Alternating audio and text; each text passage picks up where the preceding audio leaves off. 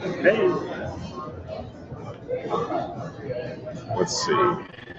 I think it's working. Can you hear? Which mic are you? Try talking. Hey. Can you hear me? Try it again. Can you hear me? There you go. Try it again.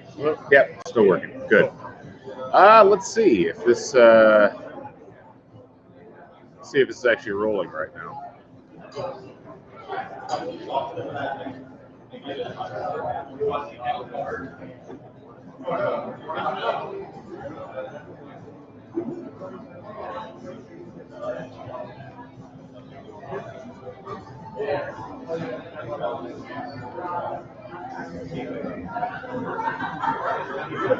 Yeah, it's definitely live. All right, let's. We are here. Thanks, Jeff. Appreciate it. You look thrilled. Let's see.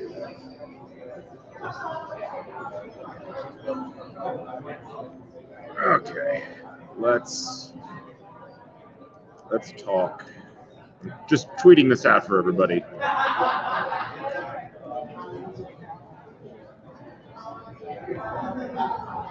All right. Well, I just tweeted this out to everyone, so hopefully you're seeing it right now. Galen Clavio, Matt Blaskett. We're live from Switchyard, and we're excited to be joining you folks as we get set for Indiana Purdue today. And we're going to be here pretty much all day. We're here for the game, and we're going to be essentially here after the game for at least a couple hours because we're going to be podcasting live with the guys from Assembly Call. Hoosier Hysterics will be here. Joel's here. We're just having a good time. A bunch of people were just here, and they just left because they're going over to the game. There's 2 people have no tickets. Yes, we have no tickets. We are losers, and we were not given any. Actually, I split my tickets with him and 2 other people. The other 2 people are going to the game. He and I are here. So, it is what it is. What are you going to do? But we are happy to be here, and we're happy to be talking about IU. And if you'd like to chip in with questions or anything like that, feel free to hit us up on Twitter. That's probably the easiest way, or on YouTube. We'll answer your questions. And then come in after the game, whether you're at the game right now or whether you are at home and you just want to go out afterwards. Come down to Switchyard, basically right at 9th and Walnut in Bloomington. If you haven't been here before, great space. We love it. Great. Yeah, we're having a great time down here. But let's talk about the game. But I think let's first talk about the event and everything that's going on today. It's a huge game for IU, but we need to get the elephant in the room out of the way first, which is apparently Bob Knight is very likely to be back at some point. We don't know if he's going to be in the stadium the whole game or if he's just going to be there for halftime or whatever, but this is a pretty big deal. Yeah, no, I'm not from here, and this is probably the biggest game we've had here in maybe 7 years since 12-13, where people were really excited. I woke up to 5 or 6 texts. Did you hear Bob Knight was coming? I was like, yeah. I mean, it's been obviously reported all over the place, but now that it sounds like it's actually going to happen, I think it bridges the gap between fans of the older generation and today, and maybe that closes the chapter, or opens the chapter that, hey, Bob Knight's finally returned to the semifinals. It does feel like this is a necessary step. And look, I think it's important for people to keep in mind that Bob Knight's been back in Bloomington for a while. He lives here. Hoosier Hysterics did a podcast at the Bluebird a couple of months ago. He was there. I sat with him in the green room. I helped him up on stage to talk to the crowd. He talked to the crowd for 15 minutes, was very appreciative of IU fans and just being back in Bloomington. He's around all the time. Like he goes to eat at restaurants on the east side of town. He gets pictures taken with fans. So he's back, and he's been back for a while. He lives here now, but he hasn't officially kind of re-entered the arena during a game. And that has not happened since the last game that he coached, which ironically, but maybe also poetically, was against Purdue in 2000. I was at that game. And, that was nobody thought at the time that was going to be the last game that Bob Knight coached in Assembly Hall, let alone the last game he would be in Assembly Hall for. So it is a big deal from the standpoint that it does represent some closure after 20 years. I think for a lot of fans, they've moved past the idea that Bob Knight needs to bless the program or anything like that. But I do think that there's a large and understandable contingent of people who need some closure in terms of how Bob Knight and IU basketball parted ways, and in terms of all the acrimony over the years. And it would have been great if it had happened 10 years earlier, 15 years earlier. But it happening at all is, I think, a necessary step. And maybe it's something that helps to bring the fan base together. Because, Matt, as you and I have observed over the course of the last 7 or 8 years, it's a pretty fractured fan base. In online, but also even in person, there's not a lot of esprit de corps when it comes to being an IU basketball fan. There hasn't been for a while. Yeah, over the last 10 years, I've been here for 10 years, and it's been, I've heard Bob Knight returning to Assembly Hall at least, I think, 7 times, 8 times, and now that it sounds like it's going to happen, maybe this is the galvanizing point where people start supporting Archie or whatever it happens to be. But you're right, there is this tension around this team, and maybe that's what we'll get into here in a second. That it's a weird day here in Bloomington. People obviously are excited about Bob Knight, but no one's really talking about this IU team. They're 5-6 in the conference. They're teetering on the bubble again. Where are we as a basketball team going forward? I think that's the Bob Knight piece brings that kind of together, and maybe brings the fans together that, hey, we also need to win the basketball game to get us back to 6-6 in the conference, another big win, and get back, get people more excited about this team. We haven't had a game this week either. So that's kind of also led to this ball rolling down the hill all week. Well, I think everybody's been waiting for the anvil to drop the way that it dropped last year on this IU team, where they lost 10 of 11 games, and they never could get out of their own way for large portions of the Big Ten season last year. And it didn't seem like the season was going to go that way, like that they stabilized themselves. They won a couple of impressive games earlier on in the Big Ten season, but then they lose the game at home to Maryland. They lose the 2 games on the road that follow that, and now everybody's asking some uncomfortable questions again about Archie Miller, about the way that the roster is put together, about effort levels of players. It's a really contentious situation. And so you take the Bob Knight piece out of it, and you just concentrate on what's going on with the game today, and it's a really big game for IU. There was a statistic from ESPN. They're doing their BPI analysis, which is essentially Curtis Cummings, the head honcho here at Switchyard, checking the soundboard out. We'll talk in a minute. I think I figured it out, but I want to check with you. Curtis is great. You need to come down here. If you haven't been to Switchyard, you need to come down. But anyway, the issue that IU has is they win this game. According to BPI, their chances of making the tournament field are about 75%, which is pretty good, barring a huge collapse down the stretch. If they lose this game, it drops to basically 1 and 2. It's a coin flip at that point. And it's because IU has not shown an ability to win on the road. They haven't shown an ability to be at all impressive in most of their road games. The Nebraska game, even though they won it, wasn't that impressive of a contest. And you look down the stretch, it's hard to find a lot of road victories. Now, they don't really need road victories to get into the field. I think that's the important thing that people need to understand. If they just hold serve at home, IU's got a really good shot of not just being in the field, but being a single-digit seed.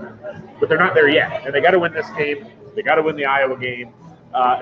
Just starting there and then figuring out what you're going to go moving forward. But it all starts today. Yeah, and we're playing a team that's just as schizophrenic as we are on the road. They play so well at home. They just scored 61 and a half just 3 days ago. So I think I texted Gail. I said, that's the best thing that happened to you.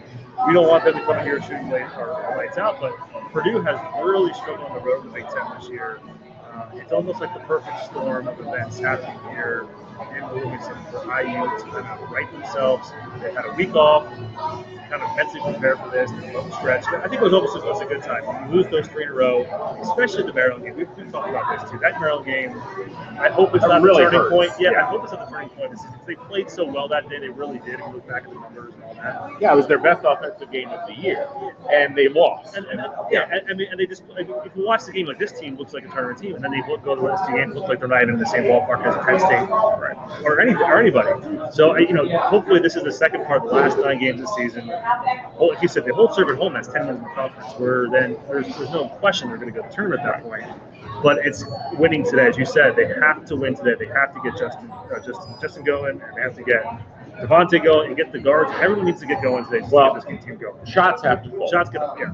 And that, obviously has been a bugaboo for this team. They don't seem to have the confidence to hit shots on the road.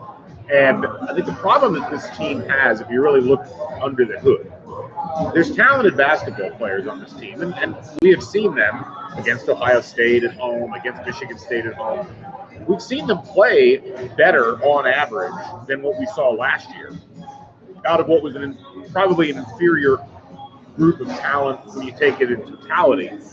But they lack confidence on the road. They lack the ability to handle punches and counter punches, unless they're playing a team that's just significantly weaker than them, which in this case would be Nebraska. That's about the only team, I guess maybe Northwestern, but those are the only teams that are really significantly weaker than them. And we saw it in the Rutgers game on the road.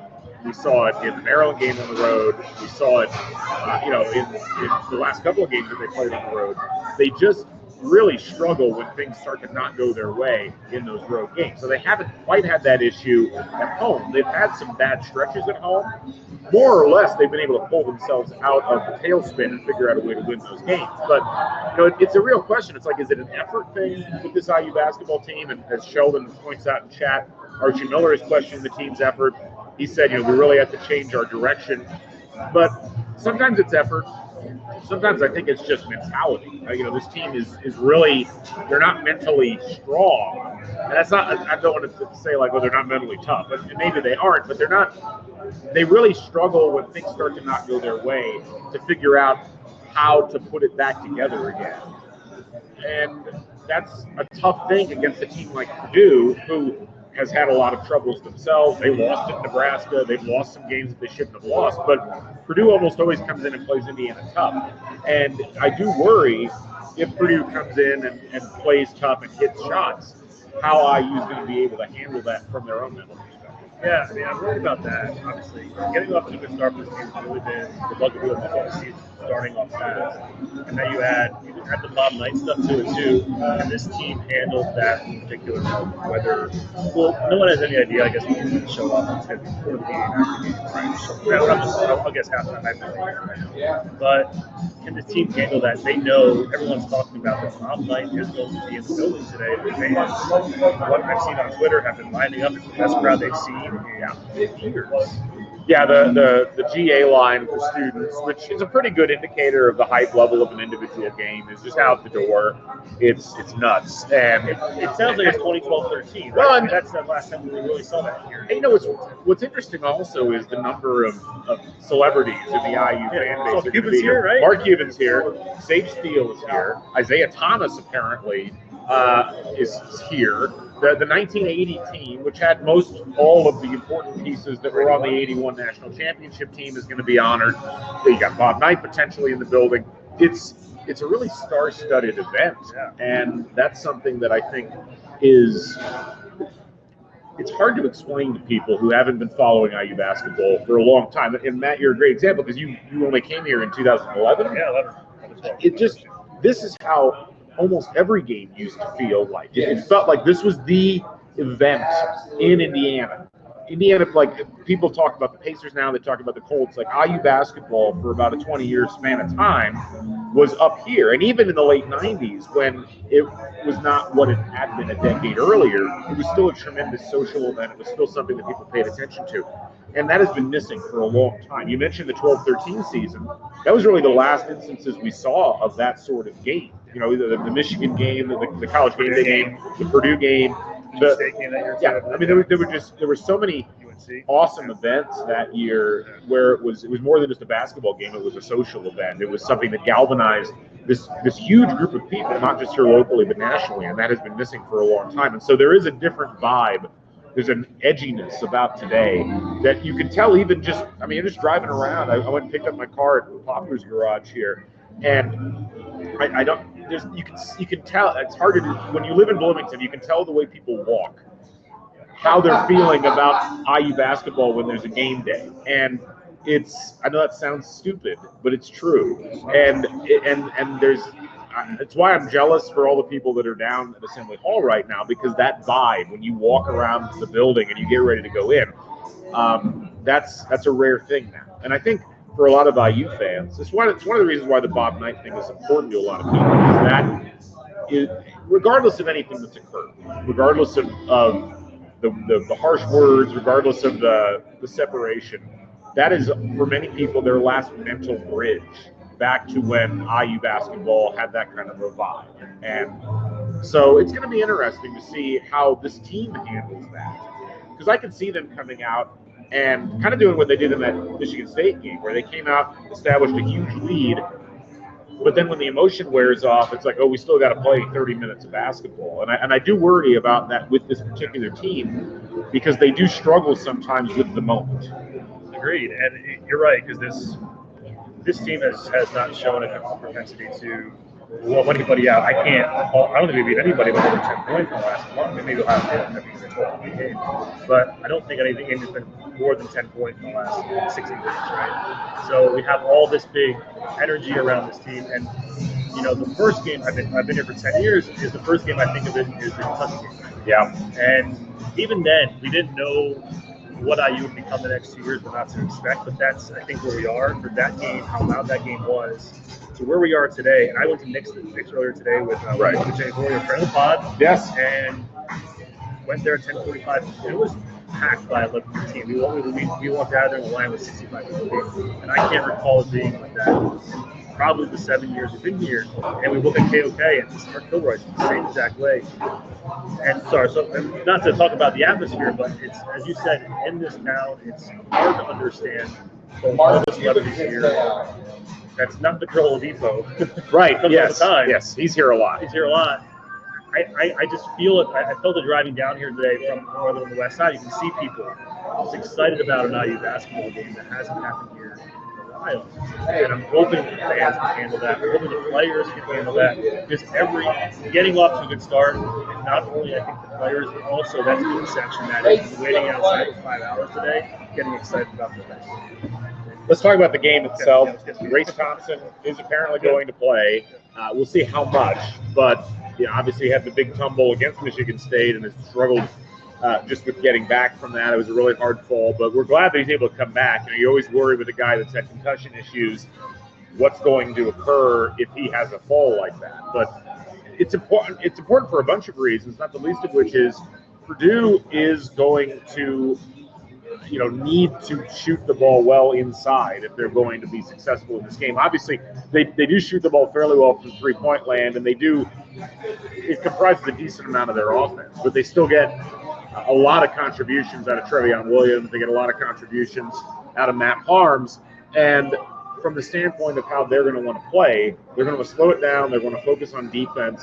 Indiana's going to need to be consistently good in the paint defensively, and that's, as much as Joey Brunk and Trace Jackson Davis and to some degree Justin Smith have shown an ability to play good post defense, you never know with the Big Ten what's going to happen with the foul situation. You have to have some guys that you can rotate in there. And Grace Thompson has become a guy who, while a little bit limited offensively, you can put in there and he can grab rebounds and he can play some decent defense. Well, we need him for 7 to 10 minutes. This has happened the last couple games without him. We've had to run. We got foul trouble against Penn State.